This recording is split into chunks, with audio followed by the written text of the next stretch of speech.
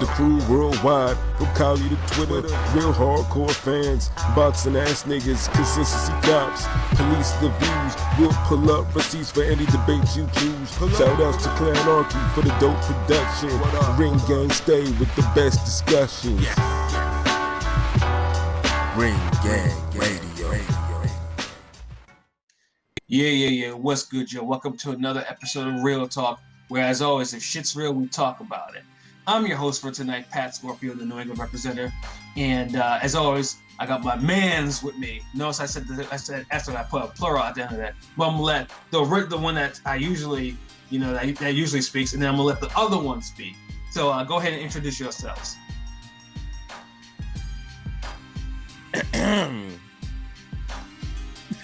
One of y'all. Hey, what up, y'all? What it do, man? Shutterworth da Gawd, the GOAT artist, LB, Lauderdale boss, Ring Gang. Yes, sir. All right, here's my entrance here. You might have heard me at some other episode at some time, weeks back, I don't know. But yo, it's PJ, the ref, the ref, and the Canadian coach. Let's leave it at that. All right, let's go. Nice and simple, can't go wrong with that. So yeah, man, all three of us are on this podcast right now, like I said, Ring Gang, so that's how we do it, man. But yeah, the first thing to talk about is the card next week on I believe it's on Showtime, where we see the return of Erislandy Lara. As most people know, unless if you're a boxing fan, you have known that Lara fought Jarrett Hurd in a unification bout, in possibly one of the more brutal bouts, if not one of the more brutal bouts of last year.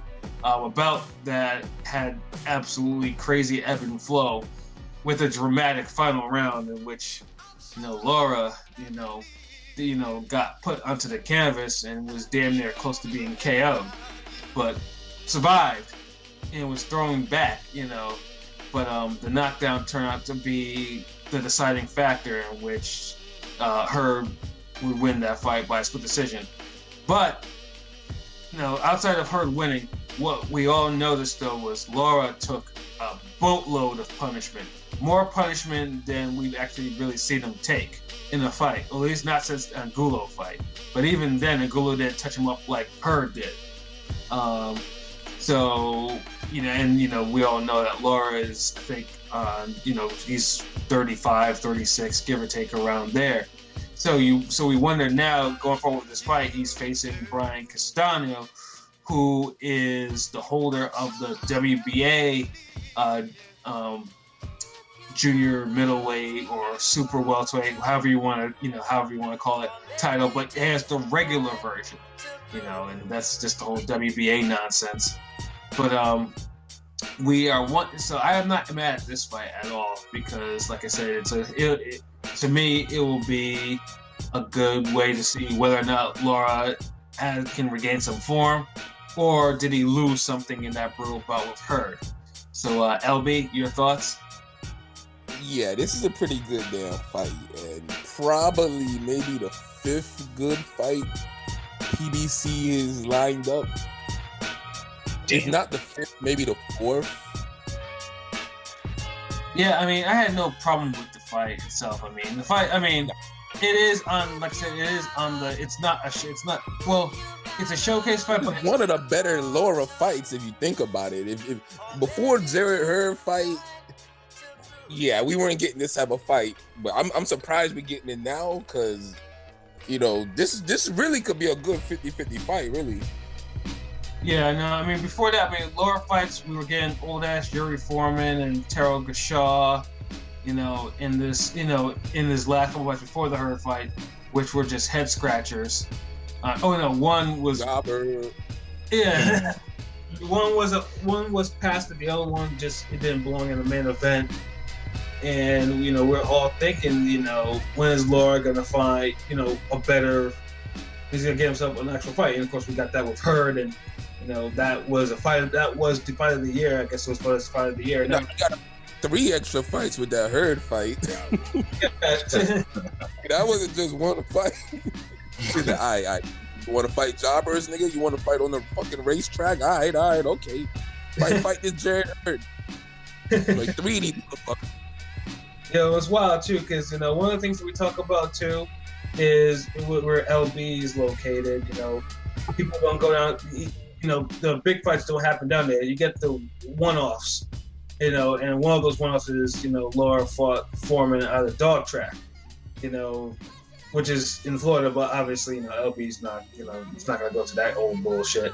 I'm still amazed that it was at a damn dog track. Yeah. That's pretty much the equivalent of that Snoop Dogg. Who? Yeah. Yo, like who thought of that? Put the most running ass fucking boxer on a racetrack to fight. Yeah. Beat all the dogs. Yeah. He beat them in their time. but just to reiterate, this is a great matchup. Brian Castano. If y'all seen him in there with Michael Soro, that was a good fight. Yeah. And I had him winning that, I think, probably 7 rounds to 5. Real good fight. Soro was coming back toward the end. But I thought Castano got it. Yeah, I think it was a split decision that he won. It was very close, and that's how he actually became champion, or the regular champion, or whatever you want to call it. No, so I think it was that fight. But Castano will pretty much, I think, it'll be a good gauge on where, do we think Lara took too much in the Hurd fight, and Castano is just at the point right now he's to actually really take advantage of this Lara. Yeah, he has the skills, because this is the thing. Castano, to me, he reminds me of a more athletic, harder punching, maybe a quicker version of Baby Bull. Really? Well, he is. Okay. Yeah, but look at his shoulders. Look at how he throws his punches. The way he's quick. He gets on you. He's like a low volume pressure fighter, but he throws compact punches. To me, I think that's just a bad style for Lara. It's just the only thing. Him and Lara are like similar sizes. So I don't think it's the physical battle the Hurd fight was, but it's gonna be a tough fight. Okay, so I guess my next question is, since you were mentioning his Juan Diaz, and I was watching a couple of Juan Diaz fights earlier, does Castano kind of have like the same kind of like, he starts off good, but it all depends on like how the other guy readjusts him along as the fight goes? Because the thing is, like you said, they're around the same size, so it's not going to be much of a physical struggle, but we also got to see Lara willing to stand his ground and bang it out if he has to. So my question is, around the beginning of it, I could see Castano starting to take it, but like around the middle of it. And does he have experience with southpaws? I'm a little like unfamiliar with Castano. I mean, he got an amateur pedigree. He had to fight a southpaw, a decent southpaw at some point, but I don't think it's gonna be on no level of Lara. Yeah, I mean, that's Cuban excellence. Yeah, I mean, there's nothing. I mean, even though I criticize Lara's style, I mean. Yeah, I mean, pretty much I mean, Soro is the biggest thing on Castano's record right now. Okay. And like Soro is not, it's not like a walk in the park to deal with, but he's not southpaw. Yeah, Soro's a real fight, but yeah, not a southpaw. But that type of hard ass fight will do Castano justice in a fight with Lara, because there's nothing easy about a fucking Lara fight. And I feel like the Soro fight is the type of fight, you need, before you fight a guy, on the next level, even if he's a little past it. Jared Hurd had the Harrison fights. He had the Trout fight. I mean, yeah, those were some big steps. I mean, I know Soro, skill wise, experience, he's not on the level of Lara, but when you look at the matchup itself, he's a young, fresh cat, power punching, quick hands, the box. You handle that, shit, who knows? Because I mean, that's the type of fight Lubin needed before Charlo. He won't keep it 100. Yeah, but then Lubin did fight him, and he fought a different Lara, but that Lara was a power puncher, and he KO'd him. No, I'm talking about Lubin needed to fight like a Soro. Yeah. before Charlo. Like he needed like a young guy who could push him. You know what I mean? A segue fight. Cause Lara, yeah, you know what I'm saying? Cause Lara, you know when he's cornered and he has to fight you, which Herb made him do, and Castano's gonna make him fight him. Well, Lara could crack with that left. You know, he'll shoot that left straight down the pipe. Yeah. I mean, and yeah, Lara has a legit one-hitter quitter. I mean, you know, yeah, he stopped 9 people in the first round. You know, so he's and the other thing is, even though Lara always backs up, he's really good at backing up, and then he'll catch you in the middle of you stepping in. He won't even let your foot land first. He'll catch you literally as you're starting to walk in. He has a really good sense of force. That same shot all night. Yeah, because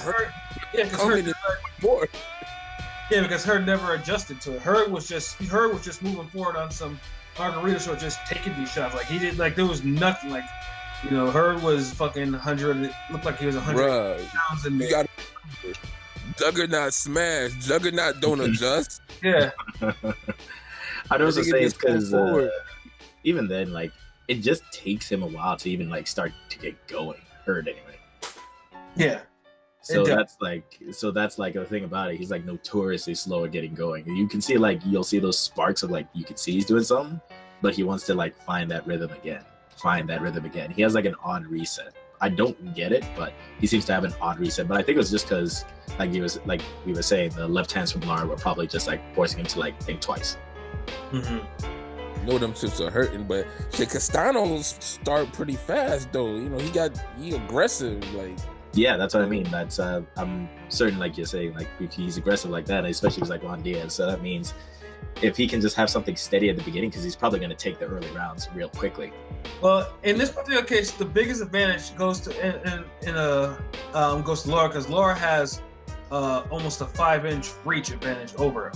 Like Lara is like 75 inches pause, you know, and then Castano's like 67, 68 inches pause. So it's like, I mean, because Castano's like a mid-range guy, he has to get there in front of you, you know, just like Juan Diaz to really get at you. Right, yeah.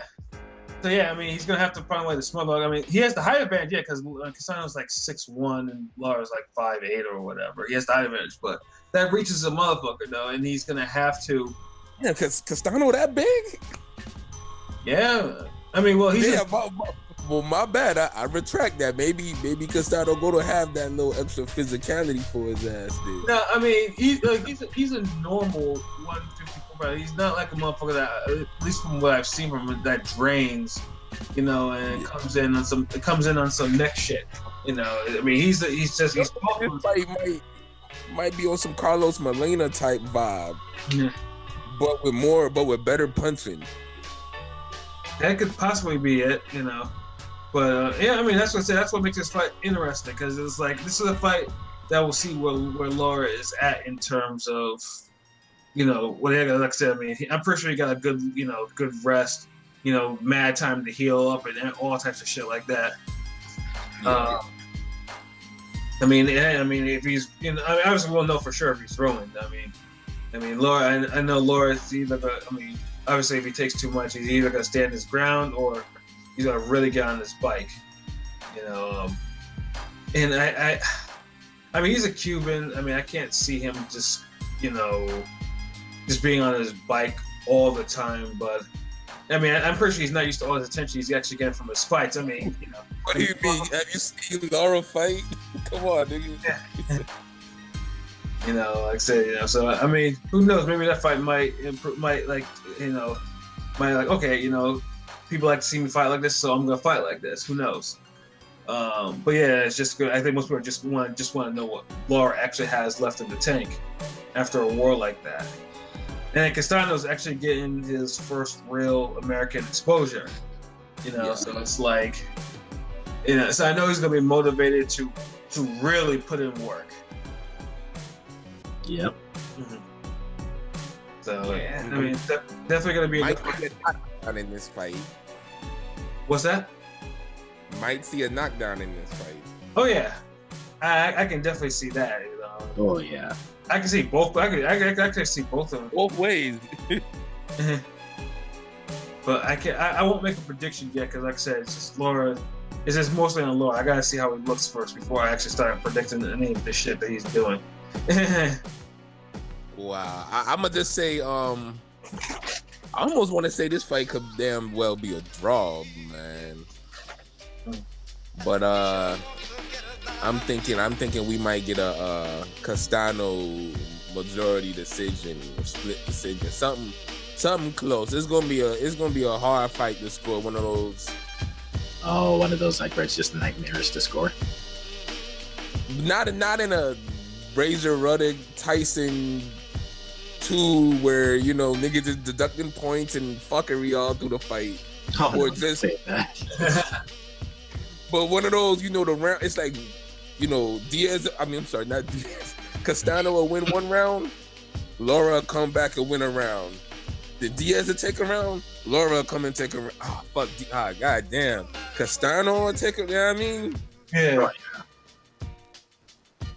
But like, That's why I'm which looking version of Lara comes up, right? So we'll see if the wear and tear got to him, or that war made him like even more aware of what he's capable of. Right. And then, and also just to touch on just very, very, very, very briefly, of course, it's anchored by Luis Ortiz making yet another jobber fight, against Christian Hammer, who is womp womp. Yeah, pretty much. It's for it's a showcase, stay busy fight for Ortiz. But it's unfortunate that it's actually going to be a co-main to this actual card. So, I mean, there's nothing to really talk about. I mean, we all assume that Ortiz is going to put him away at some point. All I ask is for Ortiz to do what Anderson Silva did and just say, "I back, I back," and that'll more than make it up for me. Yeah, and then he look better than that Wilder undercard.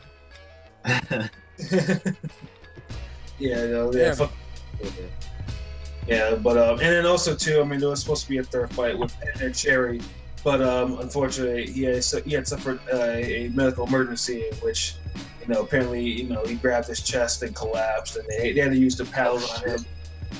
So he's definitely off the card, but. I don't know. They haven't named the second fight yet, but I'm pretty sure there's going to be a third fight in this card. So I mean, just stay tuned. You may catch something in the beginning prior to the Ortiz Hammer fight. So yeah, I mean, those were our thoughts on the. Oh wait, hold on. Is PJ gonna make a prediction? For the Lara Castano fight? Of course. Damn. They gotta post up in the background and shit. All right. Hey, that's just how I roll. I'm all in another part of the world and everything. Well, not that far, but. So for this fight, because of what you're saying, he's like almost like a bigger Juan Diaz. I'm thinking in the sense that I could see him edging away just simply because of activity, but if it does come down to decisions, Lara always seems to have like weird ass decisions come in once it goes the distance. So this is really a toss up, but facts. It's just a case of like, it's either going to be, because I honestly don't, even though like Castano's going to be, okay, so if it ever ends up being a stoppage, it'll either be a case of Castano just got Lara into a point where he's just shelled up and the referee decides to hop in, or because I'm going to say either way, Lara's going to catch him heavy with one of those lefts. One of those, like, it might slump. But otherwise, if it goes to decision, I think it might end up being a split decision, but it could be either way, or even a draw. Mm-hmm. Yeah, I mean, that's it. I mean, yeah, pretty much the sky's the limit. Yeah, I don't even know who's the betting underdog for this fight. But I have not checked. And that was Patscorpio's gambling section of the fight. Oh man, Niggas listening to it like, damn, like the other two were basically said the same thing. Fucking Pat don't even know the odds. Yeah, I'm gonna sit this one out. There's a dude looking at his app right now, and he's just like bitterly closing it. You know, people shouldn't gamble anyway. Gambling is a disease, man. You know, I mean, but this, honestly, like this, if you look at the trends in boxing, you can't really just bet on fights based on like the skill matchup and all that. You gotta account for the fuckery, the intangibles, the judges, the refs, the fucking what music a nigga listen to on the way there. Like, there's so much that goes into this, man. And I could understand if a nigga say, you know what, I'm gonna put a little something on Castano. He the young cat, you know, or I could put something on the draw, cause you, as we know, if you check out Ring Gang Radio, I'll be damn naming the draws for y'all niggas on these boxing nights. Like, how many times we getting draws in boxing with these type of fights? Mm-hmm. Look at the Omar Figueroa Molina fight. Mm-hmm. Yeah. You know they extended Figueroa career on that one. Yeah, they did, because, you know, they're trying to like because they know this motherfucker's falling apart. I mean, that motherfucker can't even fucking make weight. You know, it's just like scale undefeated. Yeah, they need to keep his status high for a little bit. For real, you getting outworked by John Molina too, man. So it's like, and then it's like, come on, yeah, you fought good. I mean, and not to digress, but I'm just saying, like, we know the game, man. We see how it looked. If Figueroa can get a decision, who to say Castano can? Right. Because, you know, like in those like games and everything else, you just hit that one extra point to get that one up. It just might happen. Yeah. Just get that little Mario one up and that star comes up. Yeah, say, hey, here's your decision. You beat the bare minimum. Congratulations. Do better. You're another guy who has a win over Lara.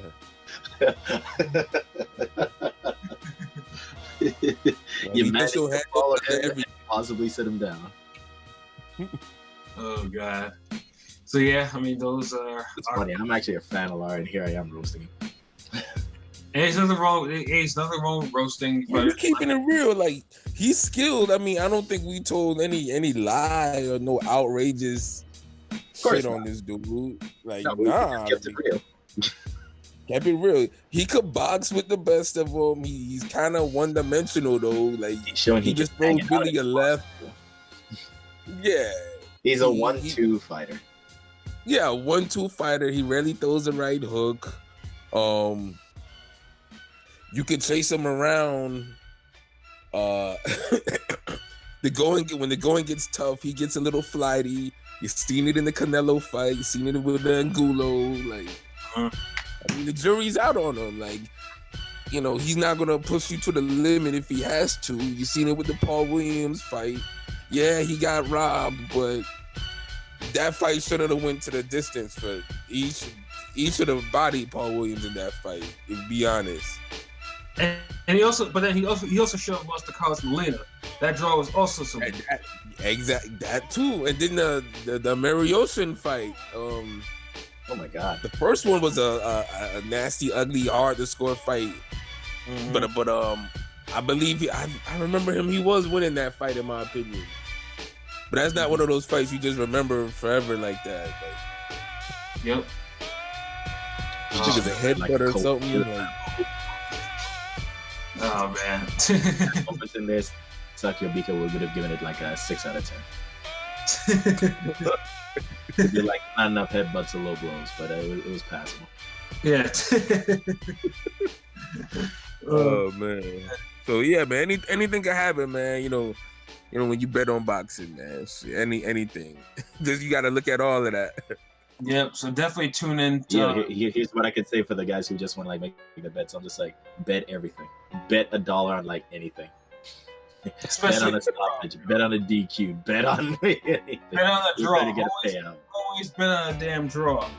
Yes. Yeah. Especially if you've been betting draws on the last couple years on these big even matchups, You've probably been eating good, because I'm telling Triple you. G, what? Pat? Yeah. You got He that. said it so modestly too. He said it so modestly. Yeah, I bet on draw. It's like Stevenson Jack.